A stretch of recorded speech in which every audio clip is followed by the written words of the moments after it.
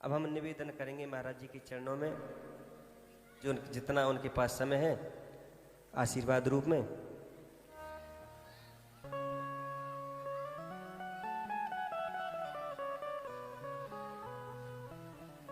हरि ओम।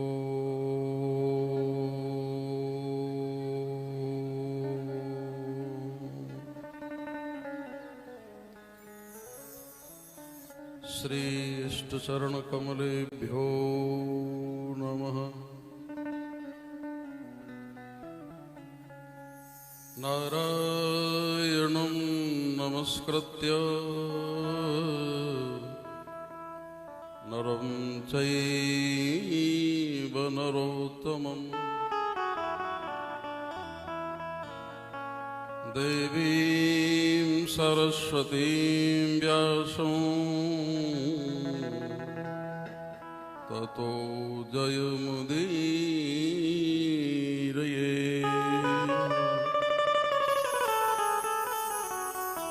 गुरुर्ब्रह्मा गुरुर्विष्णु गुरुर्देवो महेश्वरः गुरुः साक्षात् परब्रह्म तस्मै श्री गुरवे नमः। बोलिए सच्चिदानंद भगवान की जय हो। सतगुरुदेव भगवान की जय हो। थोड़े दूसरे से एक मिनट प्रभु नाम संकीर्तन। ठाकुर है मेरे रमण बिहारी, हम हे रमण बिहारी के। ठाकुर हमरे रमण बिहारी, जय हो। हम हे रमण बिहारी के। साधु सेवा धर्म हमारा, पावन दुनियादारी से। साधु सेवा धर्म हमारा, कामिन दुनियादारी से। कोई भला कहे या बुरा कहे, हम हो चुके रमण बिहारी के। कोई भला कहे या बुरा कहे, हम हो चुके रमण बिहारी के। ठाकुर हमरे रमण बिहारी, हम हे रमण बिहारी के। ठाकुर हमरे रमण बिहारी, जय हो। हम हे रमण बिहारी के। साधु सेवा धर्म हमारा, पावन दुनियादारी से। साधु सेवा धर्म हमारा, कामिन दुनियादारी से। बोलिए सच्चिदानंद भगवान की। थोड़े धीरे बोलना जयकारा। बोलिए सच्चिदानंद भगवान की। मैंने तो ये कहा था धीरे बोलना, अब की बार और थोड़े धीरे और बोल दीजिए। बोलिए सदगुरुदेव भगवान की। पूज्य व्यास जी महाराज की। संत हरि भक्त भगवान की। जयकारा बोलवे वारे की और न बोलवे वारे की।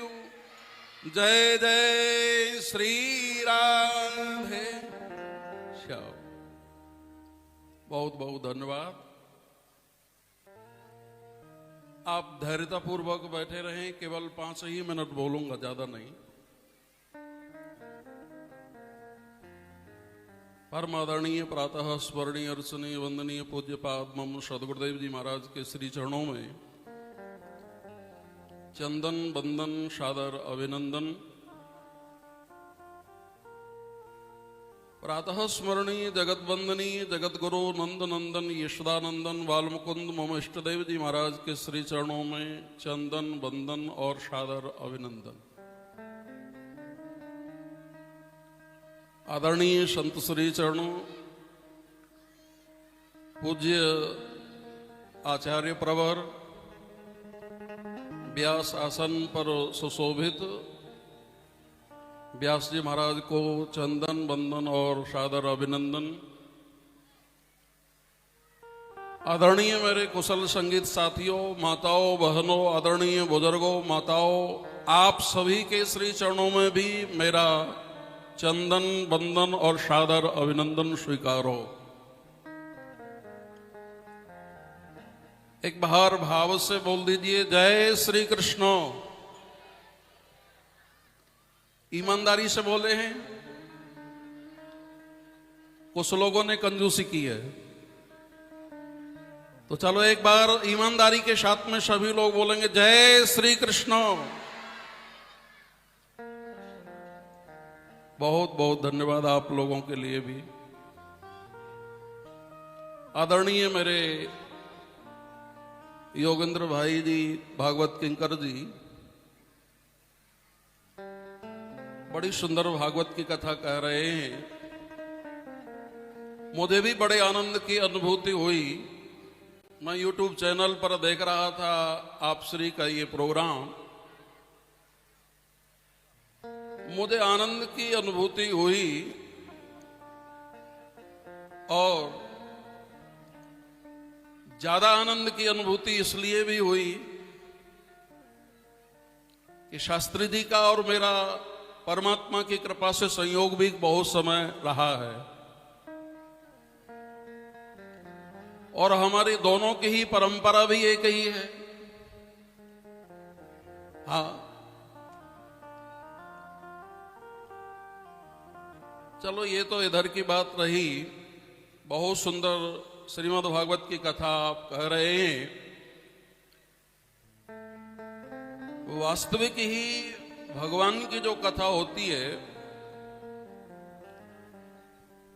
बड़ी शांति बनाए रहे माताएं। 1-2 मिनट कहूंगा। हरि अनंत हरि कथा अनंता, कहें सुने बहुविध सब संता। लेकिन भागवत की कथा वो है प्रभु, विद्यावताम भागवते परीक्षा। साधारण पुरुषों की तो बात छोड़िए, लेकिन बड़े बड़े विद्वानों की भी परीक्षा का केंद्र है, स्थान है, तो वो श्रीमद् भागवत महापुराण है। वो है श्रीमद् भागवत की कथा जो आप लोग सुन रहे हैं। चलो आ जाइए 1 मिनट के लिए कि आप अभी अभी क्या सुन रहे थे, बताएंगे कोई? कौन सी कथा सुन रहे थे अभी अभी आप? कालिये नाग की लीला। चलो एक बात बता दूं यहां पर, 2-3 बातें करके बस विराम दूंगा, ज्यादा नहीं, क्योंकि भगवान की कथा के लिए ही टाइम बहुत जरूरी है।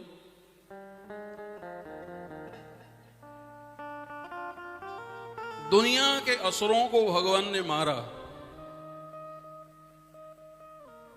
आपने पहले से ही देखा होगा, अघासुर का उद्धार किया भगवान ने। एक दृष्टि से देखा जाए तो भगवान वैसे किसी को मारते नहीं है। रामन काऊ मारते ना हत्यारे राम, और अपने आप मर जाते हैं कर कर खोटे। तो भगवान किसी को नहीं मारते। लेकिन फिर भी आप लोग ध्यान दीजिए कि श्री गणेश पूतना से भगवान ने किया, पूतना को मारा कि नहीं मारा? बोलो ना। पूतना को मारा, उसके बाद सकटासुर को मारा, आगासुर को मारा, धेनुकासुर को मारा, बहुत सारे असुरों को मारा। लेकिन एक बात मैं आपको बता दूं कि कालियानाग को नहीं मारा। आपने कभी ध्यान दिया कालियानाग को क्यों नहीं मारा? दुनिया के असुरों को भगवान ने मारा, लेकिन कालियानाग को मारा नहीं। क्यों नहीं मारा? मैं 2-3 कारण बताऊंगा आपको। कालियानाग को भगवान ने इसलिए नहीं मारा कि एक तो कालियानाग का दमन जिस समय ठाकुर जी ने किया तो मारे मारे अपने ठोकर के प्रहार से उसके जितने भी नाग के फन थे उन सबको कुचल डाला। पहले उसने रक्त उगला, उससे भी पहले क्या उगला? विष उगला। अच्छा, क्यों उगला विष? जिसके पास जो चीज होती है वही तो देता है ना। इसके पास था ही विष, तो देता अमृत कहां से? जिनके पास जो होता है वही तो देते हैं। इसके पास विष था और भगवान को इसने विष उगला। लेकिन भगवान को विष मत उगलो, भगवान की भक्ति करो, भगवान का भजन करो तो ईमानदारी के साथ में करो। निर्मल मन जन सो मोहि पावा, मोहि कपट छल छिद्रन भावा। फिर इसने रक्त उगला और रक्त के उगलने के बाद में भी इसको ऐसा घायल ठाकुर जी ने कर दिया कि इसकी जो पत्नियां हैं, नाग की पत्नी, वो भगवान के चरणों में आकर के नमन करती हैं और भगवान से एक भीख मांगती हैं। कहने लगी, हे प्रभु, आपने हमारे पति को दंड दिया, बहुत अच्छा किया, क्योंकि यदा यदा ही धर्मस्य ग्लानिर्भवति भारत, आपका अवतार ही इसलिए होता है कि दुष्टों का दमन करने को। हमारा पति कालियानाग अत्यंत दुष्ट था और उस दुष्ट को दुष्टता का फल दिया आपने, बहुत अच्छा किया। लेकिन प्रभु, हम आपके चरणों में एक भीख मांगती हैं कि आप हमारे सुहाग को न उजाड़िए। क्या कहा? हम आपसे एक भीख मांगती हैं कि आप हमारे सुहाग को मत उजाड़िए। तो इसका तात्पर्य हुआ कि कालियानाग को मारना नहीं चाहिए। ये पहले नंबर की बात है कि भगवान ने कालियानाग को इसलिए भी नहीं मारा कि कालियानाग की पत्नियों ने भीख मांगी कि प्रभु, हमारे सुहाग की भीख आप हमको दे दीजिए। एक दूसरा कारण और बताता हूं मैं, आप ध्यान दीजिए। कालियानाग को मारा क्यों नहीं भगवान ने? कालियानाग को भगवान ने इसलिए भी नहीं मारा कि कालियानाग एक नाते से भगवान का पुत्र भी लगता है। आपने ध्यान दिया होगा, कालिया कहां रहता है? बोलो, कहां रहता है? कालियानाग का रहने का स्थान है कालियद, और वो कालियद स्थान है यमुना के उदर में। और यमुना है भगवान श्री कृष्ण की प्राण वल्लभा, है कि नहीं? अरे हाँ ना बोलो तो सही कुछ। भगवान श्री कृष्ण की प्राण वल्लभा ही यमुना, और श्री कृष्ण की प्राण वल्लभा यमुना के उदर में जो रहा होगा तो बताओ वो पुत्र लगेगा कि नहीं? तो कालियानाग भगवान का पुत्र लगता है एक नाते से, इसलिए भगवान ने कालियानाग को मारा नहीं। अच्छा, पुत्र पिता के लिए कितनी भी उदंडता करे तो क्या पिता पुत्र को मृत्युदंड देता है? कोई देते हुए देखा है आपने मृत्युदंड? पिता दयालु ही इतना होता है कि कितना भी उदंड क्यों न हो उसका पुत्र लेकिन दंड तो देगा, लेकिन मृत्यु दंड कभी नहीं देता है। भगवान भी बड़े दयालु हैं। एक नाते से मेरा पुत्र लगता है काली नाग, बोले इसलिए इसको मारना भी नहीं चाहिए। यह दूसरा कारण था।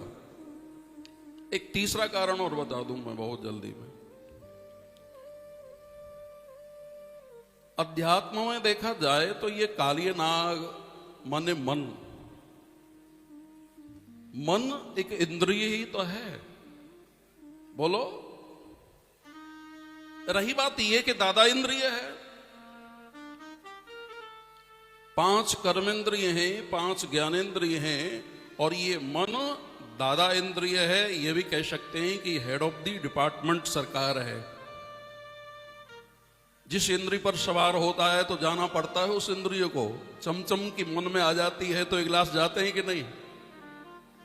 ये मन ही तो लेकर के जाता है। चमचम खाने को आ गया तो ये गिलास को लेकर के जाएगा, कर्मेंद्रियों को लेकर के। ये क्योंकि दादा इंद्रिय है। ये मन इंद्रिय है, मन ही काली नाग है। इंद्रिय को किसी को भी तोड़ना नहीं है, इंद्रिय को तोड़ना नहीं है, मारना नहीं है। तो फिर क्या करना है? बोले इंद्रियों को मोड़ना है।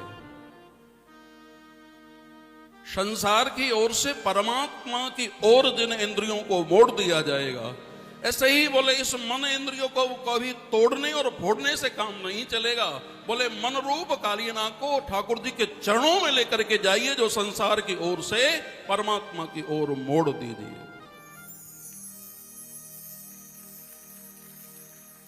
तो बताओ फिर भजन सफल होगा कि नहीं? इतना कर लीजिए बस, हो गया भजन। मन को, अपने मन को सुधार लीजिए, बस हो गया भजन। तो ये 3 कारण थे, इसलिए भगवान ने कालिया नाग को नहीं मारा। अच्छा, कालिया नाग गया कहां? बताएंगे कोई? कहां गया? रमण का द्वीप कर गया। और ये रमण का द्वीप क्या है? बोले भक्ति करने का स्थान। ये मन रूप काली नाग को भक्ति के स्थान में लेकर के जाइए, कथा के स्थान में लेकर के जाइए, सत्संग में लेकर के जाइए, तो ये सफल हो जाएगा। तो फिर आनंद की अनुभूति होगी। ज्यादा बोलने को फिर ठीक भी नहीं है, इतना ही बोल करके वाणी को विराम।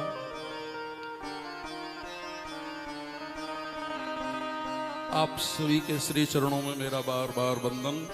एक नजर और मैं आपको बता दूं, मैं आपके लिए नया नहीं हूं। यहाँ आपके ही पास में जो पेशाया है, यहाँ भी मैं पहले कथा कह गया हूँ। आपके पास में विजयगढ़ है, यहाँ भी मेरी 3 कथा हुई हैं, पेशाए में भी हुई है। आप मुझे शायद पहचानने से भूल रहे हो, लेकिन मेरा गांव, मेरी जन्मभूमि मईपुरना है। और बहुत लोग तो मेरी नज़र में आ भी रहे हैं, जो जाने पहचाने हैं, बड़े सत्संगी प्रेमी हैं। इसलिए मैंने आपको बता दिया कि मैं आपके लिए नया नहीं हूँ, आपके लिए वही पुराना हूँ। आप बिल्कुल धन्यवाद के पात्र हैं। बोलिए वृंदावन बिहारी लाल की जय हो। व्यास जी महाराज की, शांत हरि भक्त भगवान की जय। जय श्री राधे।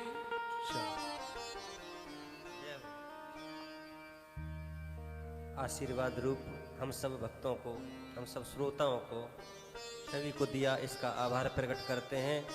बार बार उनका आभार प्रकट करते हैं।